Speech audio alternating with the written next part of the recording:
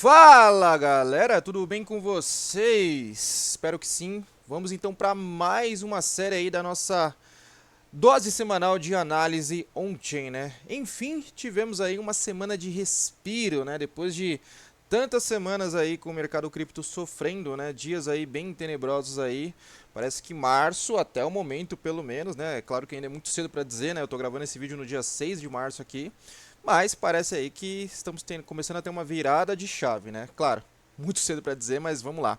Então assim, galera, sem muitas delongas, vamos pro que interessa, mas antes já sabe, você gosta desse tipo de conteúdo, não esquece de curtir esse vídeo, se inscrever, me ajuda aí com esse canal aqui, tenho uma meta aí de bater 1000 inscritos até o final do ano, vamos ver se a gente consegue aí. E vamos com tudo, galera. Vamos começar aqui, né? Primeiro com os nossos queridos ETFs Spot de Bitcoin, né? Como vocês podem perceber, a gente conseguiu aí desde ali do finalzinho de fevereiro começar a ter uma virada de paradigma, né? Claro que no mensal, né? A gente acabou fechando fevereiro realmente no negativo, né? Mas foi assim, por pouco, tá? Porque eu digo isso porque a gente chegou a ter ali na metade do mês de fevereiro pouco mais de 1 bi, né, em saídas, tá? E conforme aí os dias foram passando ali, chegando no final, a gente começou a ter bastante fluxo positivo aqui, né? Dia 25 de fevereiro a gente teve ali meio bi de entradas, né? E tudo mais. E o mês de março já começou bem assim, bem bacana, né? A gente começou no dia 2 de março ali, o primeiro dia de atividade dos ETFs com 458 milhões, depois 225, 461 milhões. Ontem a gente teve uma saída de 227 milhões, né? Hoje ainda é sexta-feira, a gente não teve o fechamento dos ETFs, mas até o momento a gente está com quase 1 bilhão de dólares aí em fluxo positivo nos ETFs spot de Bitcoin, tá? Então isso já dá aí um respiro pra gente, né? Então é bem bacana isso. E algo interessante também que eu queria trazer para vocês, né? É esses dados aqui sobre os ETFs, né? Atualmente os ETFs bateram mais um all-time high aí e eles detêm em torno de 7,7% de todo o supply circulante de Bitcoin, tá? Então, quase 8% aí está na mão desses fundos, o que ocasiona aí cerca de 1,5 milhões de unidades de Bitcoin na mão dos ETFs, tá? Então, mesmo assim, em períodos que a gente tem visto de baixa, né, os ETFs eles seguem acumulando, né? Seguem aí captando, né? Então isso é bem bacana aí porque a gente vê a fome desses caras. E aqui até separei um tweet da minha amiga, da Rafaela Romano, uma analista mais braba que eu conheço do mercado aí, né? E é uma parada que é de se pensar, né? Esse gráfico que saiu recentemente da River, né? Ela mostra a quantidade de supply, né, de Bitcoin que, bom, estava na mão aí dos indivíduos, né? No caso, pessoas comuns, né? E ali a gente tem governantes, business, empresas, fundos e ETFs, né? E aqui para minerar, no caso, né? E a gente percebe o quê? Que desde 2025 aí, né, a gente tem visto ali, né, na verdade assim, desde ali, vamos pegar aqui o topo aqui, meados de 2020, a gente tem visto essa curva caindo, né? E o que isso significa, né? Ou seja, bitcoins estão sendo trocados de mão, estão perdendo aí, estão saindo da mão de pessoas comuns, né, de indivíduos igual eu e você, e estão indo para a mão aí, né, de big players, né, governos, empresas, fundos e ETFs. A gente vê que essa aqui é uma estimativa, né, para até 2035, no caso, né? Mas a gente vê que é uma estimativa que desde ali desse topo que a gente teve aqui em meados de 20 a do 23 ali, tem acontecido, né? A gente vê que cada vez mais, eu acabei de mostrar os dados dos ETFs aqui, big players têm adquirido ETFs, né? E infelizmente pessoas, indivíduos, pessoas comuns aí, né, têm desfazido das suas moedas. Então, galera, não faça, né? Não seja esse tipo de pessoa. Não venda os seus bitcoins na baixa por medo, sabe, por FUD ou alguma coisa desse sentido, né? Não passe os seus bitcoins para big players, porque é aquela, se você vender, com certeza esses caras vão comprar, e eles estão comprando, né? E aqui ela faz até uma analogia com o ouro, que eu achei muito bacana, né? O ouro era detido por pessoas comuns e se tornou um ativo de bancos centrais e grandes investidores. O Bitcoin chegou primeiro na mão dos nerds e das pessoas comuns que ousaram acreditar em algo completamente diferente, mas infelizmente, assim como ocorreu com o ouro, a tendência é que o Bitcoin, né, possa ser transferido para fundos, empresas e novamente as pessoas ficarem sem. Então, galera, muito cuidado nisso, não venda seus Bitcoins para os big players, tá? E seguindo aqui, galera, falando um pouquinho sobre a questão, né, a questão aqui de derivativos, que a gente sempre é bom falar, né? O Bitcoin apresentou aí uma retomada, né? Desde o dia 4 de março ali, ele saiu dos 67 mil dólares e chegou ali a bater 74 mil dólares, tá? O que ocasionou uma boa liquidação, uma forte liquidação aí de posições em short. Eu não tenho esses dados aqui, deixa eu ver se eu acho aqui pra gente. Aqui, liquidation data para ver quanto que foi liquidado. Acho que nas últimas 24 horas não teve muita coisa, tá interessante, deixa eu ver. Nas últimas 24 horas não apareceu tanto, mas aqui a gente já consegue ver aqui, ó, por exemplo, no dia 3 ali, meados do dia 3 pro dia 4, a gente teve em torno de 478 milhões de dólares liquidados em short, tá? Se a gente ocasiona aqui, ó, no dia 24 a gente teve quase 600 milhões, né? Então, assim, até o momento a maior liquidação do mês de março, né? Foi para shorts. Isso é positivo, né? A gente tinha comentado aí da última live para quem assistiu, né? Que a gente tinha uma concentração, começando a aparecer uma concentração muito interessante aqui na casa ali dos 70 mil dólares, que estava próximo ao preço que a gente estava, né? E isso seria bom, porque se a gente conseguisse romper 70 mil dólares, a gente poderia fazer um efeito estilingue, né? E uma liquidação em massa acontecendo o quê? Um short squeeze, né? Ou seja, posições de shorts sendo liquidadas. E foi exatamente o que aconteceu. A gente chegou a bater nos 74 mil dólares e agora recuamos aí, né? Estamos na média ali dos ainda em 70 mil dólares, tá? E a gente tem uma concentração muito forte aqui na casa dos 74,2, tá? Que até então é a maior liquidez aqui no time frame de um mês, tá? Que a gente tem aí em torno de 1,7 bilhões de dólares para serem liquidados, tá? Então isso é bacana porque a gente começa a se afastar da concentração de liquidez de longs, né? A gente vê que as maiores concentrações de liquidez de longs aqui estão na casa dos 61 mil dólares e começa a se aproximar com as maiores concentrações de liquidez para liquidar os shorts, no caso, né? Que está na casa dos 74 mil dólares. Então isso é muito bacana e traz um respiro muito interessante, né,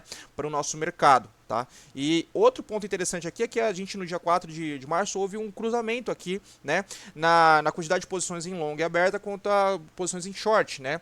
A gente estava ali, cara, fazia muito tempo que a gente tinha mais posições em shorts abertas contra posições em long, né? E agora a gente tem em torno de 50 bilhões de dólares em long contra, tá? Em torno de 37 bilhões de dólares em short, tá? Então a gente percebe que mudou a dinâmica do mercado. O mercado está mais otimista do que pessimista, pelo menos quando a gente pega aqui, né, a questão de derivativos, tá? Então, muito bacana a gente ver isso, né? Isso traz um respiro interessante pra gente, tá? Seguindo aqui, né, eu sempre gosto de trazer o Bitcoin Long Liquidation Dominance, né, que é um indicador que ele se mostrou na maioria das vezes, tá? Não foi 100%, mas bem assertivo, né? Ele mostra basicamente o que? Quando os longs eles passam por uma pressão de liquidação muito grande. E aí vocês podem perceber que acende essas bolinhas azuis. Na maioria das vezes o que acontece? Longs passam por um momento de capitulação, digamos assim, né? O gráfico lateraliza, Bitcoin sobe, né? Momento de capitulação dos longs, lateraliza, Bitcoin sobe, lateraliza, Bitcoin sobe. Aqui já subiu direto, nem lateralizou. Aqui deu uma lateralizadinha, o Bitcoin bateu seu all-time high em 124 mil dólares. E no final ali, né, ali desde novembro, ele não tem sido tão assertivo assim, né? A gente tem passado por grandes momentos de liquidação, de capitulação ali, de liquidação de longs, né? Melhor palavra dizendo. E recentemente a gente teve lá no dia 6 de fevereiro, quando o Bitcoin atingiu, espero eu, né, o seu fundo, né, em 60 mil dólares, e aí ele atingiu ali, né, um dos maiores momentos ali desse indicador aqui, né, 22% ali, né, algo que a gente não via desde maio de 2021. E aí o que aconteceu? O Bitcoin deu uma lateralizada e já teve uma retomada ali na casa dos 73 mil dólares. Então, talvez a gente tenha realmente passado por um momento, talvez não, a gente passou por um momento de estresse muito grande nessa questão de liquidação de longs, né, e agora a gente tem margem para mais um respiro, né, estamos tendo aí, né? Então, vamos ver se o indicador ele volta a performar igual ele performou antes, né? Outro ponto interessante também que eu tinha separado para vocês é sobre o Open Interest, né? Como eu mostrei para vocês, né? O mercado começou a ficar mais otimista e com isso as posições em aberto, né? No mercado de futuros em Bitcoin voltaram a crescer, né? A gente fez um fundo ali no dia 2 de março em 43 bi, né? E hoje já estamos aí com cerca de 46 bi, né? Lembrando que a gente chegou em 49 bi em março. Lembrando que esse indicador aqui não é um indicador nem bullish nem bearish, né? É um indicador que ele soma todas as posições em aberto em Bitcoin, tá? Tanto short, tanto long, tá? Então, provavelmente até mesmo essa queda que teve aqui pode ter sido pelas liquidações de short, né, que a gente teve no mercado, tá? Outro ponto interessante aqui, só quando a gente pega o lucro, o Realized Profit and Loss, né, o lucro e o prejuízo realizado, é que a gente percebe, né, como eu já tenho comentado isso nas últimas calls, desde o dia 6 de fevereiro, quando a gente teve ali em torno de 2 bilhões de dólares realizados em prejuízo, que até então foi o maior prejuízo realizado do mercado cripto, né, essa curva tem diminuído bastante, tá? Então isso novamente me traz aí uma esperança que foi uma capitulação ali, foi uma capitulação, é que assim, dizer uma capitulação final é complicado, mas uma capitulação, pelo menos de momento ali, com certeza isso foi, tá? No atual momento a gente tem uma média de 658 milhões de dólares sendo realizados no prejuízo, tá? Bem abaixo do que a gente estava acostumado. Claro, interessante a gente ver movimentos aqui, né? Nessa faixa aqui mais saudáveis, aqui abaixo talvez de meio bi, começaria a ser uma faixa um pouco mais saudável, né? Mas estamos caminhando para isso. Como vocês podem ver, a curva desceu bastante, tá? O que faz acreditar aí que realmente a galera que tinha para vender assim fortemente já vendeu e já capitulou, tá? Outro ponto interessante também, né? Quando a gente pega esse indicador aqui que eu já trouxe algumas vezes para vocês, que é a demanda aparente, né? Os permanent holders, né? Desculpa. E ele traz o quê? Carteiras que dificilmente movimentam seus bitcoins, tá? São carteiras que acumulam e dificilmente vende, né? E a gente percebe o quê? O indicador está em all-time high de novo, tá? Esse indicador não para de crescer, ou seja, big players não param de acumular. Carteiras que têm uma grande convicção no mercado aí não param de acumular, tá? All-time high de novo, tá? E isso a gente percebe que como cresceu, né, conforme o Bitcoin deu aquele crash que chegou a bater os 60 mil dólares, aumentou mais ainda. Então os players aproveitaram essa queda aí realmente para acumular, tá? Então é um ponto bem interessante também. Quando a gente traz aqui, ainda falando de acumulação, a gente pega aqui o Accumulation Trend Score no time frame dos últimos 30 dias, tá? A gente percebe que big players aí de 10k até acima de 100k continuam acumulando de maneira majoritária, tá? Players de 1k a 10k estão começando um processo de distribuição. Players de 100k, 1k estão ali de maneira neutra, tá? Players de 10 a 100k, 10 a 100 bitcoins estão distribuindo, tá? São aqui, pelo menos nesse time frame, são os players que estão com um processo de distribuição mais convicto, tá? E os players abaixo não tem muita relevância nesse sentido, tá? Então é mais pra gente ter um embasamento do que está acontecendo nesses últimos 30 dias aí, quem está acumulando, tá? O importante é o quê? Os maiores players continuam acumulando, tá? Não com tanta convicção, pode ver que o gráfico, o indicador, ele não tá tão verdinho assim, né? Mas estão acumulando, tá? E aqui quando a gente pega aqui, né, as principais zonas aqui, né, os principais suportes, resistências e tudo mais, né? O que a gente percebe, né? Depois que a gente fez o segundo toque ali na casa dos 63 mil dólares ali no final de fevereiro, né? Quando a gente teve aquela queda toda, o Bitcoin teve uma recuperação, né? Chegando próximo dos 74 mil dólares, tá? E a gente tem o que aqui? True Remain hoje, que é o preço médio dos investidores ativos, tirando todo o ruído de Lost Coins e tudo mais, ele está na casa dos 78 mil dólares, tá? Então a gente até que se aproximou bem perto aí, né? No dia 4 de março, agora a gente está aí na casa dos 70 mil dólares, tá? Outra zona importante, que seria, na minha concepção, a zona mais importante para a gente voltar, né, e ter novamente um ciclo mais convicto de alta aí, né, seria a gente passar ali, né, o Realized Price do Short Term Holders, que está em 86 mil dólares e continua caindo, tá?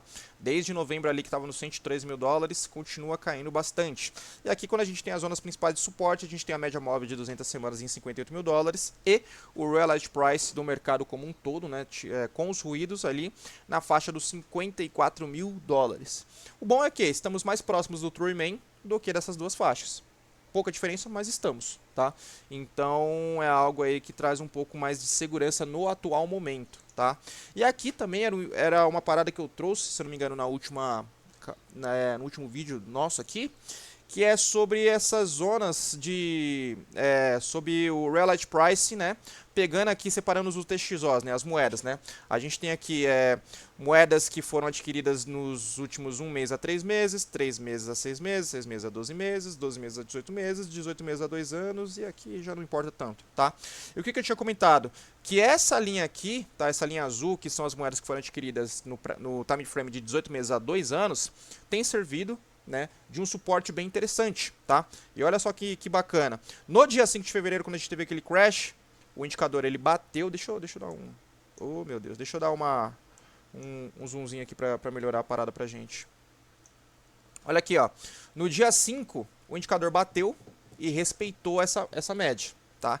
E aí a gente teve outra queda ali no dia 24, novamente respeitou essa faixa dos investidores de 18 meses a 2 anos, tá? Então serviu muito bem aí como um bom suporte e segurou bem o preço, tá? Então é interessante que a gente agora saia de perto disso daqui, né, e comece a subir, né? Porque não dá para ficar testando suporte toda hora, porque chega uma hora que acaba rompendo, né? Então se mostrou realmente um suporte bem interessante aí, bem forte, pelo menos nessas últimas duas quedas bruscas que a gente teve, tá? E aqui quando a gente pega, né, o True Remain, né, que é o preço médio dos investidores ativos, né, eu já tinha comentado isso na última call, né, que a gente tocou no primeiro desvio padrão, né, ali no dia 5 de fevereiro também. Recentemente tivemos perto de um toque no dia 24 e agora estamos subindo de novo, né? E próximo ali, quem sabe, né, como eu tinha mostrado no gráfico anterior, né, estamos mais próximos ali de voltar no preço médio mesmo normal do True Remain, né?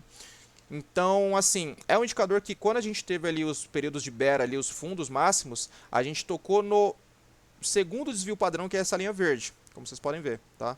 Aqui foi meados de 2018, né? Dezembro de 2018, quando a gente teve a forte queda do mercado, tá? Aqui foi junho de 2022, se eu não me engano, que foi o crash da Terra Luna. Aqui foi novembro de 2022, crash da FTX, né? Aqui foi março de 20, que a gente não chegou a tocar o segundo desvio padrão, mas tocamos o primeiro, que foi o início da pandemia, né? E como vocês podem ver, né? De dois aqui, das 3 vezes que a gente caiu aqui abaixo, pegando aqui esses ciclos, 2 foram cisnes negros. Cisnes negros, né? Crash da FTX e crash da Terra Luna, né? Então, isso traz aí uma leitura que, cara, por enquanto a gente segue resiliente, pelo menos a leitura que eu tenho aqui, tá? A gente fez o primeiro toque, né? E é um primeiro toque que, até mesmo no estouro da pandemia, a gente tocou essa média, né? Então o estouro da pandemia não foi suficiente para a gente romper isso daqui, né?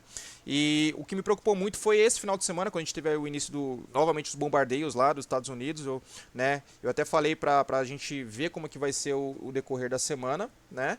E até então foi tudo bem, né? Pelo menos falando aqui, claro, do mercado cripto. O Bitcoin até deu uma agulhada, mas se comportou relativamente bem, tá? Então é isso que a gente precisa ver agora, tá?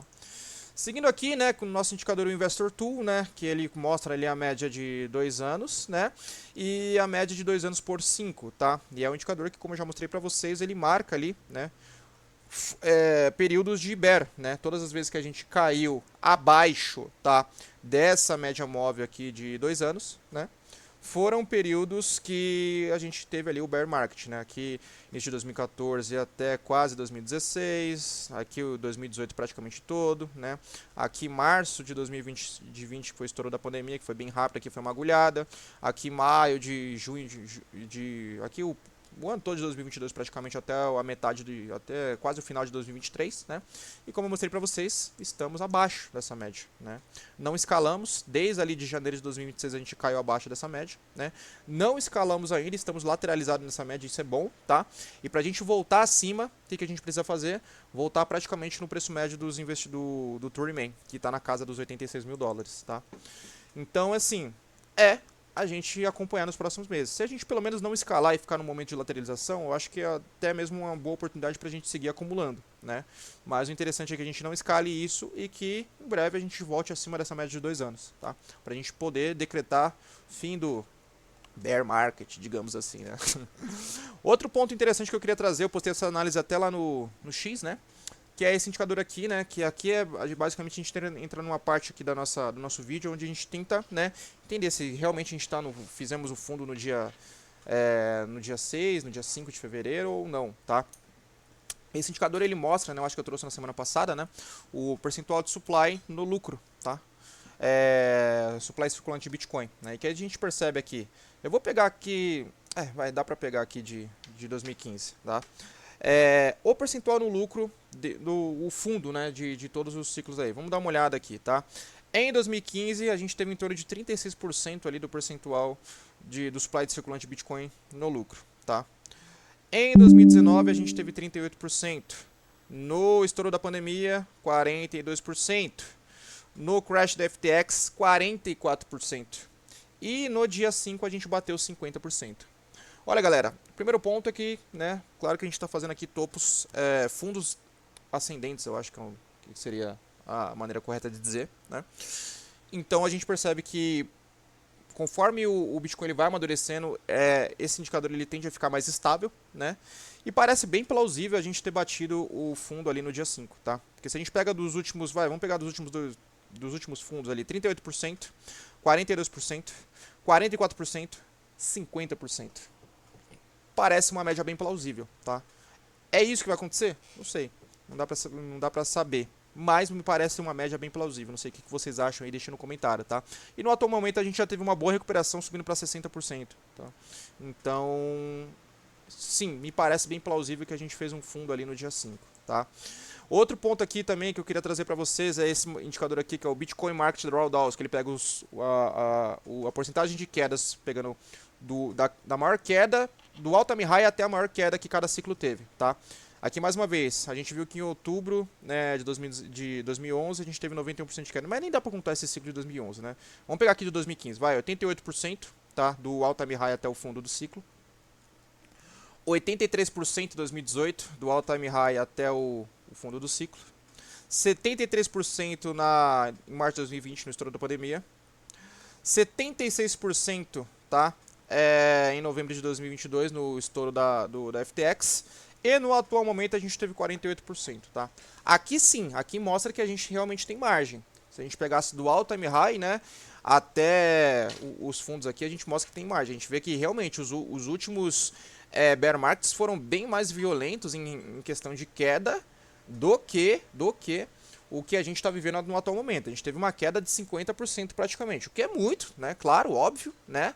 Mas comparado aos outros ciclos, 76%, 83%, 88%, pô, mostra que realmente tem margem, né? Claro que a gente tem que levar em consideração que nesse ciclo a gente tem novos atores agindo, né? Esses ciclos de 2021 para trás, né, os ciclos de altos de 2021 para trás, foram ciclos que foram guiados basicamente pelo varejo, criptonativos, né? Esse ciclo não, esse ciclo é o ciclo do institucional. Eles têm uma margem de pensamento diferente, né? Então, isso pode sim impactar nesse indicador e a gente pode ver talvez um novo paradigma, né? Nesse sentido de que, tá, se não chegamos no fundo, estamos bem próximos, né? Mas como eu gosto de sempre de trazer aqui dados para que vocês pensem e analisem, façam a análise de vocês no ponto aí, tá? Esse indicador ele mostra que realmente, se a gente utilizasse a mesma métrica, e a gente tem que ser justo, se eu estou utilizando uma métrica para o indicador, né, uma análise para o indicador, né, eu tenho que usar a mesma análise para esse indicador que são, né, que vão numa mesma linha, né? Aqui daria margem para a gente ter bem mais queda, tá?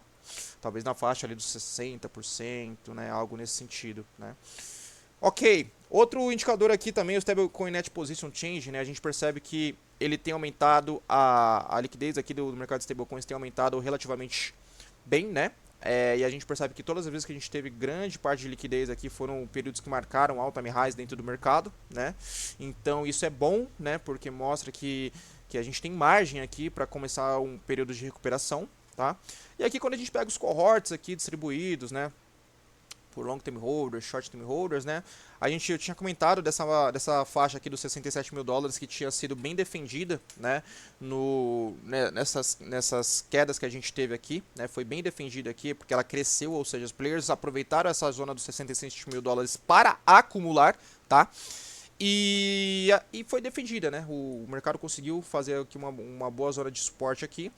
E agora aí estamos aqui brigando aqui nos 70 mil dólares, né? O indicador ele está um pouco desatualizado porque ele atualizei no time frame de 24 horas, né? E agora estamos aí nessa briga, tá? Então vamos continuar acompanhando, né? Outra ponta aqui, quando a gente pega aqui, né, o percentual de supply in profit na mão dos long term holders, que é um bom indicador também para a gente ter uma base ali, né, de períodos de bear, períodos de bull e tudo mais, né? Pegando aqui, falando de períodos de bear, né, a gente percebe aqui que nos fundos do bear ali, né, por exemplo, pegando de 2019, os long term holders fecharam uma média ali de 53% do seu supply no lucro, tá? Em 2022, 55%. E no atual momento, o fundo foi feito ali em 67% no dia 24 de fevereiro, tá? Então, aqui novamente, né, se a gente pegar topos de fundos ascendentes ali, a gente vê que tem margem ainda, né? 53, 55, 69, né? Se a gente pegasse pelo menos o primeiro desvio padrão, a gente estaria em torno de 67%, tá? E não foi que a gente nem chegou a tocar no primeiro desvio padrão. Claro, a gente tem que levar em consideração que, pelo menos aqui no ciclo de 2022, foi um período que a gente teve, né, dois cisnes negros estourando. Crash da Terra Luna e Crash da FTX, né? Até dá para considerar aqui em 2018, porque 2017 e 2018 foi a treta do Segwit, né? Da questão do Bitcoin Cash, né? Que ia rolar um fork na rede, rolou o fork na rede do Bitcoin Cash e tudo mais, e rolou muito FUD naquela época também, né? Rolou um momento de descrença também. Então, percebam que são momentos, né? Aqui também, né? Quando a gente rompeu foi a pandemia. Então, percebam que foram momentos que teve fatores fora do mercado cripto, não, quer dizer, dentro do mercado cripto, mas fatores, né, inesperados, né? Não vou dizer que todos os fatores foram cisne negros, eu acho que o cisne negro aqui é a pandemia e o crash da FTX, talvez o da Terra Luna também, né?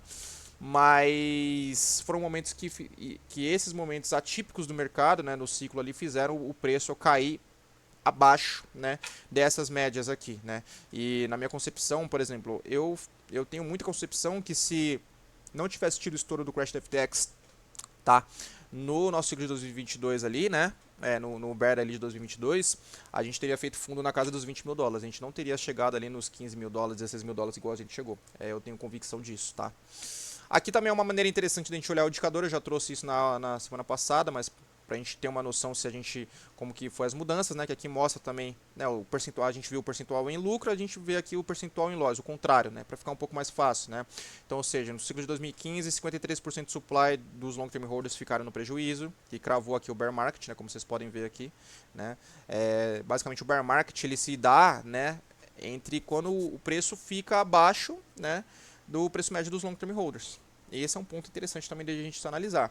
Que aconteceu isso em 2015, aconteceu isso em 2018, aconteceu isso em 2022, só que no nosso ciclo a gente está bem longe, tá, do preço médio dos long term holders.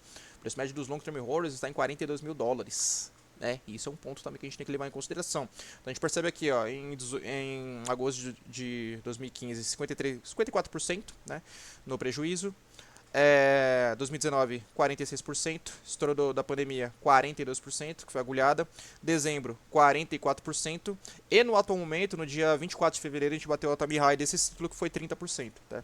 Aqui sim, a gente mostra que realmente teria mais margem também, até porque a gente não chegou a bater o preço médio dos investidores de longo prazo. Só que lembrando, os investidores de longo prazo agora são outros players, não são só players criptonativos, são players grandes, institucionais. Né, que não tem a visão de tradar um ciclo de 4 anos. Tá? Então é um ponto também que a gente tem que levar em consideração. Seguindo aqui, tá, galera? Falando um pouquinho ainda de long term holders, a gente vê que o panorama da última semana deu uma leve mudada, né? As vendas dos long term holders deram uma boa escalada, né? Uma boa assim, né? Os long term holders aí com um total de 220 mil moedas aí acumuladas, né? Nesse período desde da metade de janeiro, né? Então eu tava com medo porque a gente tava vendo a curva descer, então isso é bom, né? Eles acumulando isso algo que ainda traz aí uma boa perspectiva, né? E pegando aqui também, né, falando sobre as principais narrativas, saindo um pouco de Bitcoin, a gente passou por uma semana de recuperação, tá, onde a gente teve bastante setores recuperando. Recuperando assim, né, galera? Tem que levar em consideração que os setores estão subindo e tudo mais. Mas, galera, a gente, né, visitou o pré-sal aí nas últimas semanas, né? Então, é aquela, né, cair 90% e subir 15% na semana é loucura também, né? Mas a gente tem aqui agentes de A liderando, ICM, ICO, Prediction Markets, Buyback, né? E Crypto Stocks. E quando a gente pega a Mint Chart aqui, mais uma vez eu trago aqui, né? Um ponto interessante da gente ver, né? Mint Chart é basicamente os setores que estão atraindo mais atenção dentro do mercado cripto, né? E o que a gente vê aí, né? L1 sempre dominando, 31%, né? Pré-token, tá? Stablecoins com 4,9% e Crypto Stocks com 4,2%, tá? Olha que muito louco, né? Crypto Stocks na frente de derivativos, Layer 2, DeFi, SEX, NFTs, Launchpads e agents. Basicamente o mercado tradicional dentro do nosso mercado cripto chamando mais atenção do que setores criptonativos. Isso é uma parada muito louca, né? Mudanças totais de paradigmas aí que a gente tem visto, tá? Tio Sailor aí iniciando a semana com mais um DCA, comprando em torno de 3 mil unidades de Bitcoin, né? DCAzinho tranquilo dele nessa semana, né? E aqui também uma notícia que eu queria trazer para vocês, aproveitando o gancho também para falar da Neobankless, tá? Mas corretoras terão que reportar saldo diário de clientes ao Banco Central, né? Então, galera, fiquem de olho nisso daqui, o cerco está fechando, né?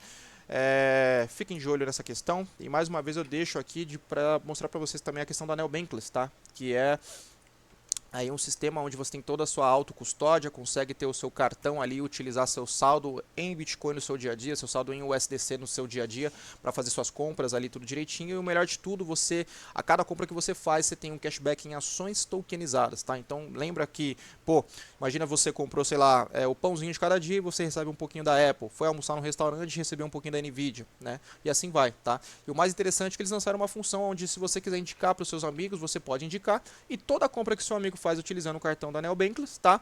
Aliás, a Neobankless fica com 100% das taxas que são geradas ali e tudo mais, ela divide essas taxas com você.